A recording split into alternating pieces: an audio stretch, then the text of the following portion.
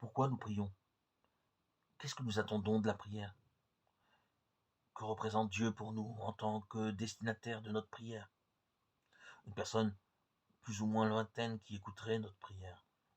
D'une oreille distante, un magicien qui résoudrait ou pas la multiplicité des problèmes que nous rencontrons. Un Père bienveillant qui se réjouit de notre cœur à cœur avec lui et qui tient notre vie avec une grande délicatesse dans ses mains.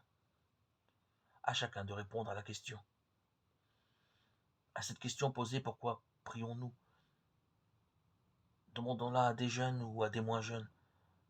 La réponse est souvent la suivante. Je prie quand je vais pas bien.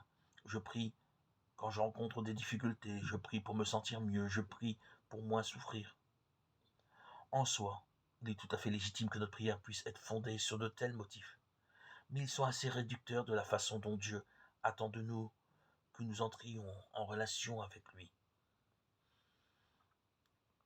Alors, purifions notre motivation profonde quand nous y mettons le cœur à l'ouvrage, en dépassant l'image que nous pourrions avoir de façon consciente ou moins consciente d'un Dieu duquel nous exigerions parfois qu'il réponde de façon automatique à nos demandes.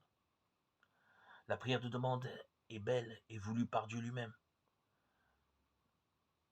Souvenons-nous de toutes les demandes faites dans la prière du Notre Père et des paraboles sur la prière persévérante.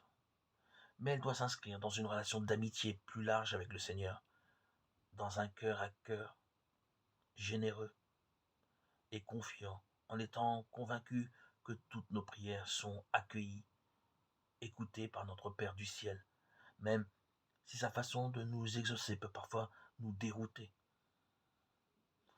Tout concourt au bien de ceux qui cherchent Dieu.